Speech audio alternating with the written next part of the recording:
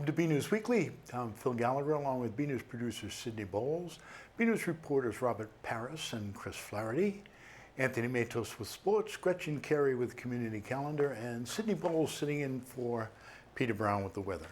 Thank you for joining us. Burlington residents on Tuesday afternoon were hit with a barrage of emergency alerts as the town lost 9/11 service for about 2 hours. The outage came amid the season's first real heat wave with temperatures well above 90 degrees. Residents needing help were urged to call the police or fire station directly.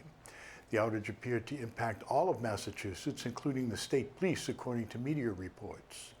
The Boston Globe reports Wednesday that the outage was caused by a firewall system operated by Comtech Telecommunications. That's the Seattle-based firm that has run the state's 9/11 system since 2019. The Globe reported the problem is not believed to have been caused by a cybersecurity breach, but the cause is still unknown. One would wonder, with all the high technology around Burlington, why we have to go to Seattle to find a provider. In any event, the Burlington Educators Association has reached an agreement with the school committee for a new contract beginning next year. The contract includes 3.5% cost of living increases for the next 3 years, some changes to step levels, and an increase in parental leave. The BEA did not get one of their key demands, more early release days to allow for a teacher collaboration time, but instead the district will form a working group to look at the issue. The Fox Hill School Building Committee is nearing some key decision dates in town and with the MSBA, Mass Building Association, and it's getting more specific on the design for the new school. In a presentation to the community recently, the committee said they're working on massing the new building, figuring out the heights of the entryways and picking materials for construction, and they're closing in on more specific cost estimates. After MSBA reimbursements and environmental incentives, the cost to Burlington is expected to be about $64 million, with the average taxpayer seeing an annual tax increase of about $203 to $207 over the 25-year life of the bond. The committee plans to submit its schematic design to the MSBA in August and aims to seek funding in September's town meeting. Construction is expected to take about 30 months and should be finished by 2028. You can find more images of the proposed building at the project website, foxhillbuildingproject.com. It's been about 1 year since Burlington welcomed Dr. Lisa Chen as the school district's assistant superintendent, a job with a lot of responsibility for curriculum and student success. BNews producer Sydney Bowles sat down with Dr. Chen to ask her about her first year on the job. We are working on aligning our curriculum, more so pre-K through 12, that vertical alignment, taking a look at putting Algebra 1 into the middle school, a true Algebra 1 course. And so that is going to be work that is going to be ongoing. We have hired a math consultant, Dr. Kathiri Thunder, who's helping a group of administrators, teachers with that particular work. That work has continued from last year to taking a look at our data analysis to moving forward more so and putting some plan of actions together.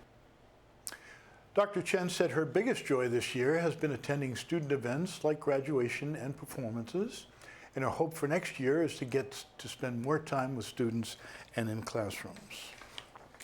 With the end of the school year came a number of notable departures from the community. You'll hear in our sports reports about the departures of some beloved coaches in the sports world. But first, middle school principal Dr. Carrie Purches has announced she's moving on to a new role. BNews reporter Chris Flaherty has more. As the school year comes to a close, the class of 2028 says goodbye to Marshall Simons Middle School, as does their principal, Carrie Purches. Purches has been principal of Marshall Simons Middle School since July of 2018, and now moves on to an assistant superintendent position in Bellingham, Massachusetts. It's actually been a great time for me in terms of growth. This is my second principalship, which I'm so grateful for the opportunity. It really helped me come into my own as a leader and affirmed the why I do it, which is for the kids. Purchase expressed her pride in the class of 2028 the last class at MSMS she will oversee, for their sense of community and ability to bounce back after the pandemic. This was the first group that came back in kind of a regular school year after the pandemic, and I'm so incredibly proud of how far they've come and how much growth they've shown. So I'm really impressed with them. They have a camaraderie and a community that I've really seldom seen in a group, so I really, really appreciate them for that. Purchase says her time in Burlington has been a pivotal chapter of her career. It was an honor to be the second principal ever of Marshall Simons Middle School, and it just taught me so much about the importance of relationships and the need to really build trust with the community, with the faculty, with the students, and that will be what I will bring with me, is not only the learning but all the relationships I've made over the years. Until next time, this is Chris Flaherty for BNews Weekly. The popular pizza chain Sally's A Pizza is considering Burlington for its northeast expansion. Sally's was founded in New Haven, Connecticut in 1938 by Salvatore Sally Consiglio and still uses Sal's original recipes. The restaurant also serves salads, pastas, wine, beer, and cocktails. A location opened in Woburn last year and has proven popular and has earned acclaim from reviewers like Dave Portnoy and Barstool Pizza Review. Nothing is confirmed, but the town shows up on the chain's website as a possible site for future growth. A Parisian-inspired wine bar is coming to Common Craft here in Burlington. Lucille Wine Shop in Lynn is opening the pop-up wine bar, which they're calling Lucy. The selection focuses on organic and natural and biodynamic wine from small producers around the globe. In addition, Burlington residents can now join Lucille's Wine Club, a selection of 6 hand-picked bottles delivered to you monthly. Lucy opens at Common Craft on Saturday, June 22nd. Burlington is full of civic organizations doing good work year-round, even if you might only hear from them every so often. Sydney Bowles takes us to one of them, the American Legion Post 273. Let's watch. If you live in Burlington, you're probably familiar with the American Legion Post 273, but you might not know all the ways the Legion contributes to the community. So it's kind of funny. A lot of people, local posts, they're usually in small towns, and people, when they think of the American Legion, they think of it as just a bar room where a bunch of guys get together, drink beer, and, swap stories or whatever. But that's a huge part of it, the camaraderie. You got to remember, too, is that the American Legion is a veterans organization. So we're made up of veterans, and we're also made up of people that love and support veterans. So only 1% of the population serves in the military. When you get out of the military, you kind of lose that camaraderie and that feeling of belonging to something like the military. So it's nice to have a place to come to, drink, hang out with your buddies, and talk war stories. But primarily, we are a civic organization. Here in Burlington, we're very active. Just this year alone, we gave out $6,000 in scholarships to Burlington High School. We support, well, actually, we pretty much host the Veterans Day, Memorial Day, and we're the primary host for the 4th of July. We give tons of money to charity, Birchcrest, Council on Aging, local youth sports, high school sports, you name it. We're giving money. We're constantly writing checks for the community. If folks are watching and want to support the Legion or get more involved, what are some ways to do that? So, like I said, if you're a veteran, by all means, please become a member. If you're a son or a grandson of a veteran, please come down here and become a member. Same thing if you're a granddaughter or a grandson. That's, we collect dues.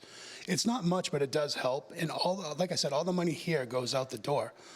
Or if you just want to come down and just drop off a donation, or what really helps us is sometimes we run out of things to support. If you need something, or if you know somebody that needs something, come see us. We'll pull our resources and we'll do it to help you. That's primarily that's why we're here. For BNews Weekly, I'm Sydney Bowles.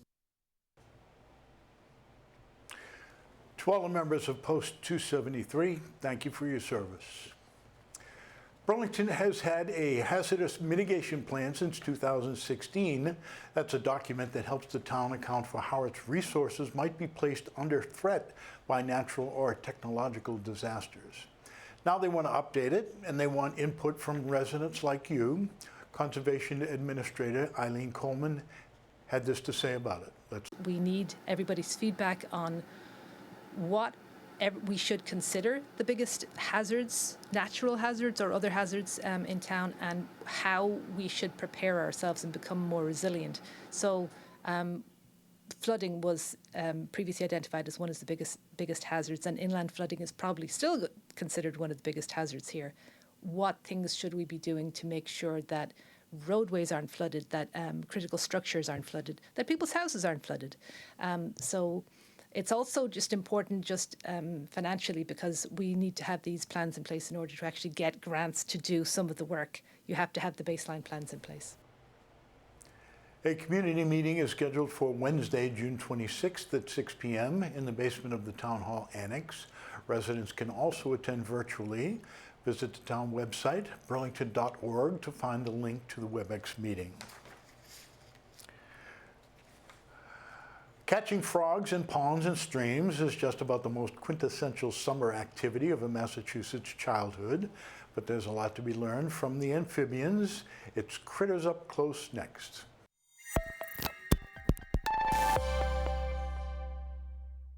A classic part of childhood in Massachusetts is investigating the frogs and toads that live in the woods and ponds around us. The Burlington Science Center turns that classic childhood experience into a learning opportunity. So we have green frogs, which is an aquatic frog species, which is also closely similar to the bullfrog, which they look very similar. There's minor differences, and the bullfrog gets much bigger. And then we have gray tree frogs, which is an arboreal species that lives in the bark of trees in our area.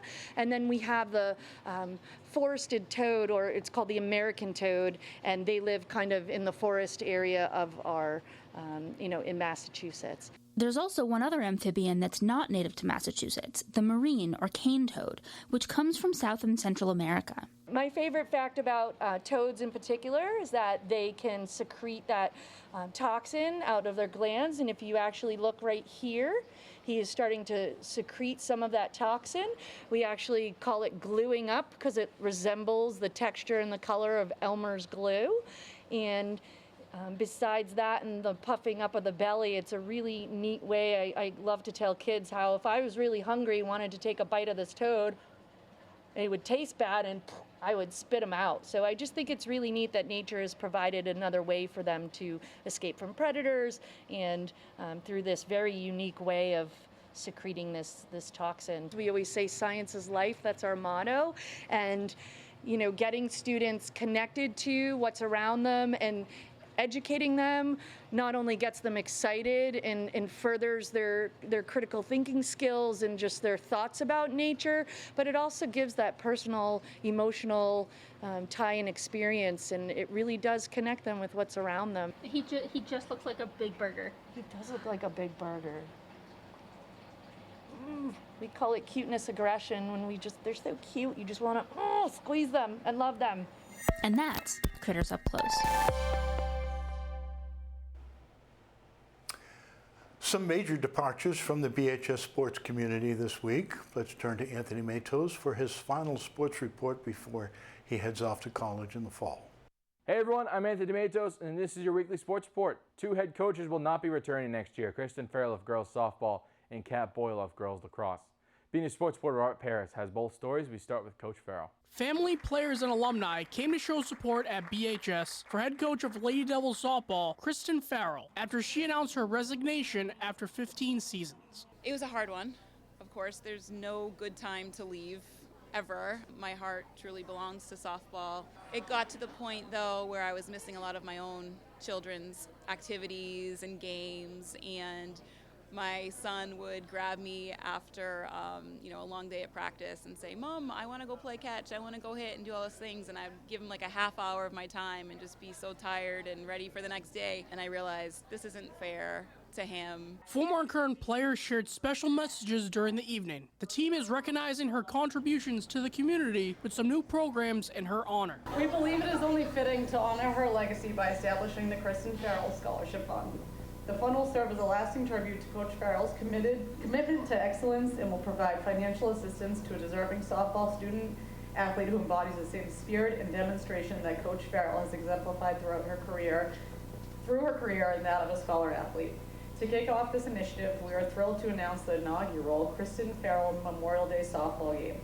This annual event will be held over Memorial Day weekend, bringing together our community, alumni, and supporters for a day of friendly competition, camaraderie, and fundraising. With a state championship under her belt, Kristen says she couldn't have asked for a better opportunity to coach in the town she grew up in. A dream. I think of course every high school coach goes out and tries to win the state title. We had gone there twice before and come away short with it. And then we went there third time's a charm, and the team that we had last year was truly amazing. They battled so hard. Cece on the mound, she had something in her that you don't see from a lot of high school athletes. The parents are supportive, and the kids come here and they work hard, and you can't say that about every single town. So I feel lucky that Mr. Gillis gave me a shot when I was young and right out of college, because he took a chance for sure. And I'm sad to say goodbye now. Mr. Hart has been amazing in the athletic department, very supportive of softball. It'll be sad to say goodbye to everything in the program, but I've definitely poured my heart and soul into it, and I think it's time to let somebody else do that as well. We wish Kristen the best of luck in the future. From the BHS Cafeteria, I'm Robert Paris for BNEWS Sports. Good luck, Kristen. Our sports reporter caught up with Kat Boyle. Girls lacrosse will be losing their head coach this offseason, as Kat Boyle has announced her resignation after 7 seasons. Each group that I've had, great group of girls to work with. I've learned so much from all of them, and I hope that they did the same for me. Just looking back, I have nothing but great memories of this program, of every single team that I've had. The program saw a lot of growth and experienced historic success under the leadership of Coach Boyle, with 4 Middlesex League titles from 2021 to 24. They also clinched spots in the Sweet 16 and Elite 8 round of the MIAA playoffs for the past couple of seasons. Starting where we did to where we are now, it's just a really amazing thing, and I'm so glad that I was part of it. Kat played the game right here before she coached it. She is a 2011 BHS graduate. In high school, I did swimming, basketball, and lacrosse. I never played lacrosse until I came here to Burlington High School. I was usually playing softball during the spring. Me and my group of friends tried out for lacrosse, and I ended up loving it. I played here for 4 years, and then I went to play at Division III school, Bridgewater State, and made so many great friends, so many amazing memories, and just coming here kind of was like a full circle moment for me, just to come and bring my love for lacrosse to the Burlington High School program. Kat says her favorite part of the job has been building relationships with the athletes. Obviously the girls in the team, but making sure that their families know what's going on as well. That's definitely one of my favorite memories, is getting to know the girls themselves, but obviously their families too. As she stepped on varsity field for our last interview, she reflects on how the program grew throughout her career. Stepping foot on this field and being on this field, I just feel very proud. Different things that we have seen throughout the seasons on the field, in my personal life, from where I started to where I am now, leaving, unfortunately. Just getting to see all the different changes in the girls, in the program, in the sport. I just feel very proud to be part of all of it. We want to wish Kat the best of luck. I'm Robert Paris for BNEWS Sports. Other coaches resigning from their positions are Pam McKay of girls basketball and Jess Nelson of girls track. Nelson will remain the coach of girls cross country team in the fall. Good luck to all the coaches in their future endeavors. Burlington High soccer teams held their second alumni games on the weekend of June 9th. Head coach Daniela D'Souza hosted the event alongside boys head coach Andrew Dean. She said in a quote, "Overall, it's great for us to see our former players and hear how they're doing out in the real world, and they're still passionate about soccer in Burlington." Freshman Shane Sheehan competed in the triple jump at the New Balance Nationals outdoor competition at Franklin Field in Philadelphia, finishing in 54th place out of 62 with a 12.05 meter jump.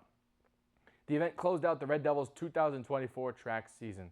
8 seniors are departing from the team: Kevin Conti, Charles Desmond, Dylan Giles, Colin Irwin, Matthew Maniscalco, Alex Murray, Marcel Silva, and Julian Sacca. For more Red Devil action, go to bcattv.org/sports or check out our Twitter page at BNews Sports. That's all from me, Anthony Matos. This isn't a goodbye. This is a till next time. I'll see you on TV. Toodles. And now for a look at the weather in the week ahead, and stay tuned for your community calendar with Gretchen Carey.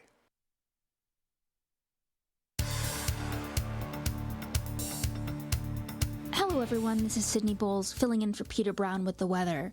We may have made it through that heat wave this past week, but we're not through with our hot summer weather.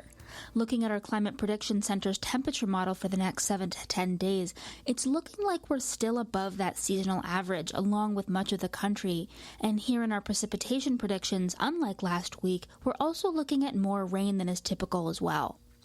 And here in our next 7 to 10 days of weather coming up, starting at our period on Friday, we're looking at some rain and even possible thunderstorms with a good chance of strong gusts of winds at times during the day.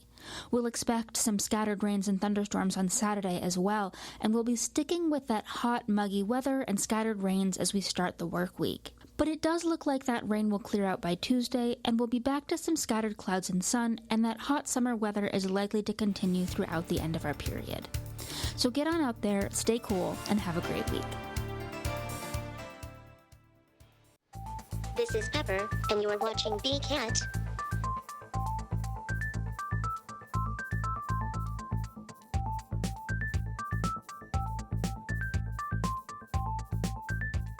Hey everyone, I'm Gretchen Carey, and this is your Community Calendar. Starting on June 25th at 6:30 p.m., the Burlington Parks and Recreation Department will be having the Summer Concert Series on the Town Common. Check the Recreation website for more information on these performances. On June 26th, from 5 to 7 p.m., People Helping People will have an open house at the Burlington Food Pantry. Julie Lewis, recipient of the Commonwealth Heroine Award, will be honored. Light refreshment will be served with music by the Mulkt Duo. On June 28th, from 10:30 a.m. to 12:30 p.m., the Burlington Public Library will be having an event called Friday Flicks. Movie titles will be available in the library, or you can call 781-270-1692. For more community calendar events, go to bcattv.org, burlingtonpubliclibrary.org, and burlingtonrecreation.org. I'm Gretchen Carey, and that was your Community Calendar. As we do every week, we're closing with a photo sent in by a member of the community. This week's image comes from Richard Bergen, who says he took this on his back porch. Thank you, Richard. If you have a photo of life in Burlington that you want to see featured here, email it to us at bcat@bcattv.org with the subject line, Photo of the Week. I believe those were beautiful irises. That's it for this week. Thanks for tuning in. A few quick reminders for the coming days. Kids of all ages are invited to a pig parade and the unveiling of specially painted pig statues on the Burlington Common this Saturday, June 22nd at 10 a.m. And on Monday, June 24th, it's the kickoff of Burlington Public Library's Teen Summer Reading Program. Sign up online so you don't lose your spot. We'll leave it there for now. I'm Phil Gallagher. This is BNews Weekly, and I'll see you right here next week. Thank you.